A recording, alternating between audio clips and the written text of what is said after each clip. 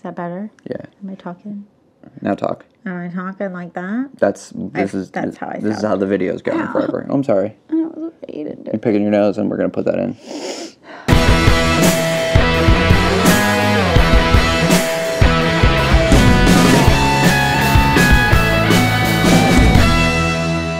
Welcome to Vinyl Reckoning. My name is Matt. I'm Stacy.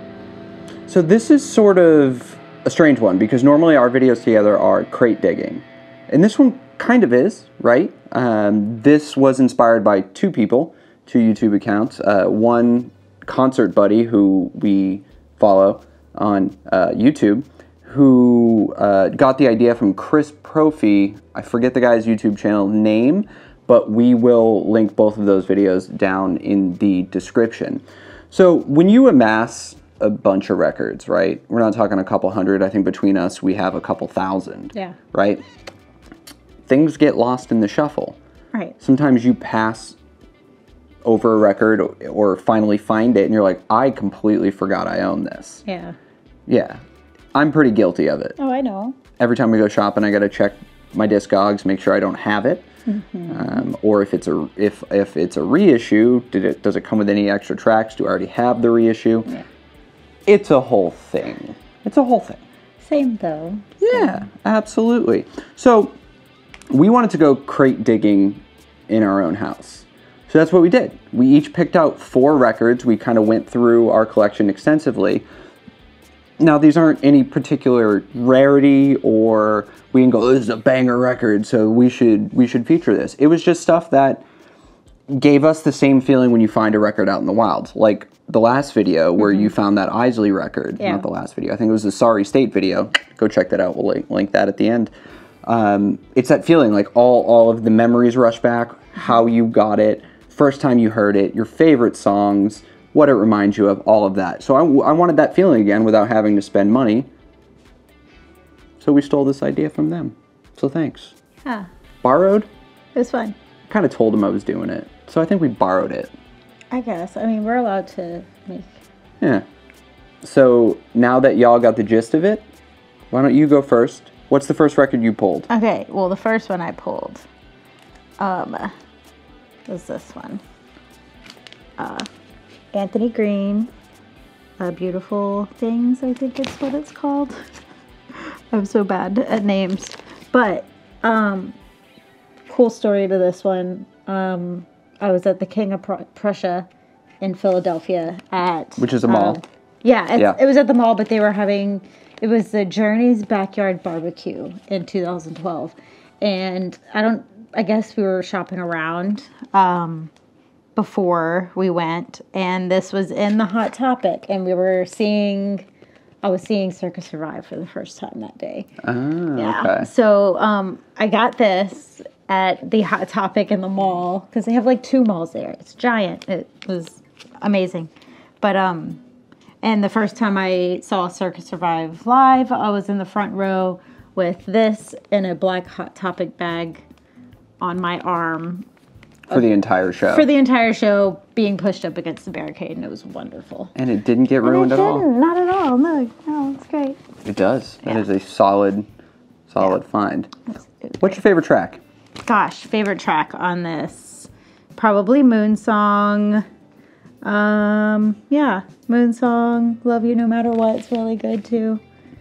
So, gosh, it has a bunch of really good songs on it. So, yep. Anthony Green's solo stuff is good. Good stuff? Yep, I like it. Cool. All right, I'm going to go next. Yep. I have a fond admiration for Matthew Embry and the RX Bandits. Mm-hmm. So when I heard he had like a strictly instrumental project, I got very excited. I never forgot I owned this, but I don't spin it enough. By Ceratops. It's self-titled. Again, this is Matthew Embry and Christopher... Oh, gosh. I'm not even going to try to pronounce his last name. But this was kind of a one-off release, and I think they only played a couple of shows. And the only way you could get this record is if you went to one of the shows. They were not playing anywhere near me. I had a friend go grab this record after hearing maybe one track, and like, yo, I need you to get this for me. I'll pay you extra. I'll pay for the shipping, all that stuff. And frankly, I didn't think it was going to happen. he came back the next day. He's like, yeah, I got each of us a copy. This is a really cool variant. It's a wonderful record. It's super heavy, but insanely funky as well, and it just grooves the whole time. It is a choice record. If you ever find this in the wild, which you'll be hard pressed to, but if you ever find it in the wild or Discogs, and it's not an insane price, definitely pick this up. Yeah. By Ceratops. Great stuff. Cool. What was your next poll? Gosh, the next one I pulled out. Mariah Carey self-titled. It's great. I think I just pulled this one because it was, I think, one of the first CDs I ever got. And I was like maybe 5 or 6 for Christmas. I got this CD and another one. Her second album. Oh, so you got the first two. Yeah. And thus begins a lifelong obsession with Mariah Carey. Exactly. Lifelong obsession with Mariah Carey. And it was more of like what I first started listening to when I was like listening to music by myself in my bedroom. It was a lot of Mariah Carey and good stuff like that. So, gosh, you didn't tell me your favorite songs on those. I'm going to tell you my favorite songs now. Okay, yeah, Hold on. Favorite songs, it's got to be Cinco de Mustache, one, because it's a great name for a song, and it's a banger of a closing track. Agreed. Okay, my favorite is Vision of Love. Okay. I'm just going to go down and name them all. No, I'm kidding. Vision Someday, of Love. Vanishing. Yeah. There's Gotta Be a Way is great. It's just really old school Mariah. Yeah, that's 1990. Yeah, literally 1990. Yep. In this, So, I don't even remember where I got it. Pretty beat up used copy, but great. I might have found it just in like, a record store when I went somewhere. Good stuff. Yeah, it's great. Next one. Yes. So, I have a fond admiration for anything Andy Hull touches. Subsequently, Manchester Orchestra, things like that. Swiss Army Man, original score. This is an absolutely wonderful score, and it was all done by Andy Hull and I forget who else from Manchester Orchestra.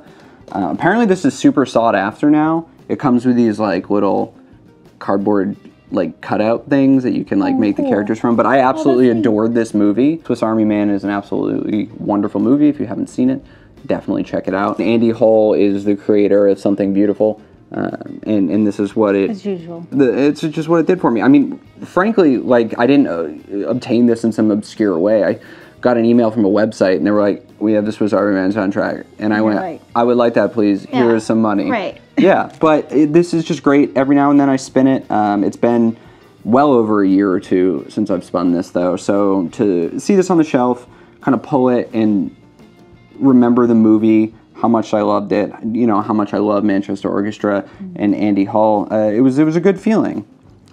So if you ever get a chance to pick this up at a not insane Discogs price, definitely do that. Do it. Do it up. Good. Oh, favorite track? I don't know. It's a score. It's just all like there's no like favorite track. It's a score. The whole score is beautiful. Yeah. For sure, one of my favorites. Yeah. I love it. Good stuff. Your turn. I guess we'll talk about like different musicians you love. I actually really enjoy anything that Aaron Marsh does. Copeland, In Motion. One of my favorite Copeland records, and I have a lot of Copeland records. She does. They're one of my favorites.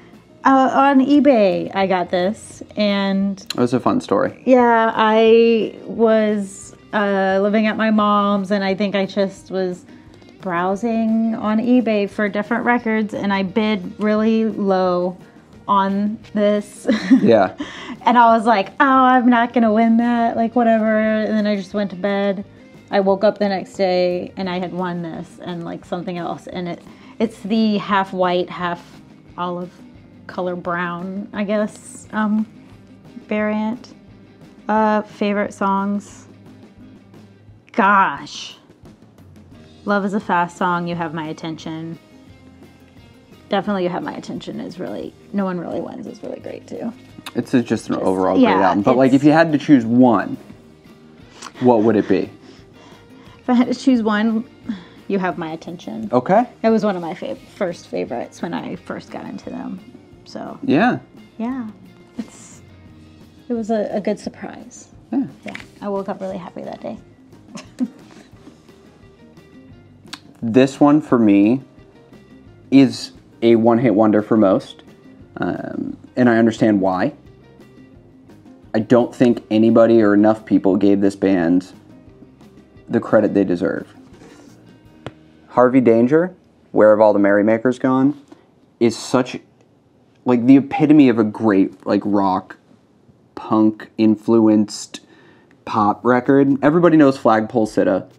It's from that movie with Katie Holmes. I forget the name of it all of a sudden. But everybody knows that song. It is their one and only huge hit.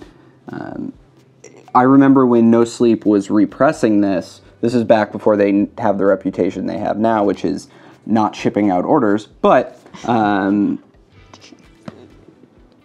know. ship out your orders. It's true, I know. This is, I found out they were repressing this and immediately hopped on it. I think even in my teenage years, when Flagpole Sitta came out, I was absolutely enthralled. But I'd have to say my favorite track is the one following Flagpole Sitta, which is Woolly Muffler. I think that is a beautifully composed track.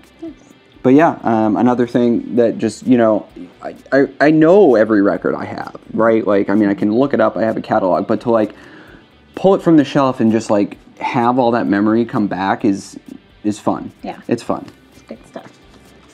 Nice. And my last one. Okay, so my last pick is another childhood, I don't know, what's the word?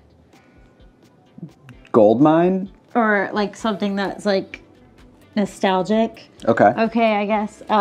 The Wizard of Oz. So this was the soundtrack from Record Store Day in 2014. I remember didn't find it at the Record Store Day I went to, and then found it shortly online. I think someone on Instagram was selling it, and I grabbed it as soon as I could. It's the emerald green, you know, variant, which is very cool, I think. What's your favorite song from the most overplayed musical to ever exist? No, it's beautiful. I mean, obviously, Over the Rainbow is probably my favorite. I have a really soft spot for Judy Garland. Because she had such an easy and wonderful life, right? No.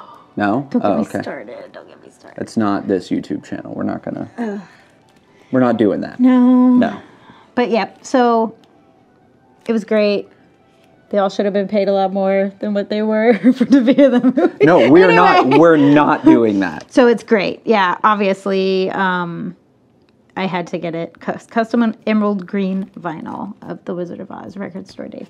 You and your hype stickers. Yeah, my hype stickers. Yep. That's the difference between our collections. I don't really keep or care about the hype stickers. You are very adamant about. I try to keep them. Yeah. You have taught me sometimes that I don't need them. And sometimes I agree with you, and then I'm like, whatever. Like, I don't know. That even says on it that it's like the 75th anniversary. Like, all that stuff. Yeah, it does. Yeah. And it's great. And so good. Everybody loves Wizard of Oz, and the monkeys definitely don't make me angry. Oh, yeah, they scared me when I was no, little. it's fine. So. Everything's great. Yeah. My turn. Hey. Last one for me. I love Doom. It says it on my hat that I'm wearing for the second video. Or as far as they're concerned, the first video, because I'm proud of me. But anyways, we don't know which one of the two videos we filmed today is coming out first. But anyways, I love Doom metal. My favorite Doom band is an instrumental band based out of Chicago called Bong Ripper. Yeah. You want slow, low, heavy? That's your jam.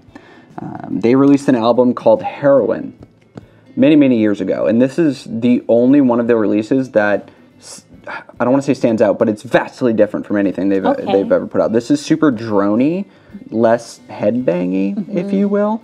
But I love it. And that's cool. How I acquired this was a simple Discogs purchase.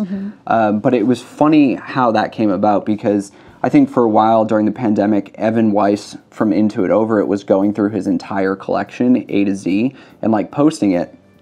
And I had a large Bong Ripper collection to begin with. But then he posted this, and I'm like, I do not own that. Went to Discogs, grabbed it, and then the rest is history. Trusty Discogs. It's yeah. numbered. There is, it's 11 out of 300. Yeah, like hand numbered. That's cool. Great little release. Our battery is about to die. Oh no! But thank you for coming on this shopping trip with us in our own home. We greatly appreciate it. For Vinyl Reckoning, my name is Matt. I'm Stacey. Y'all be easy. Have a good night.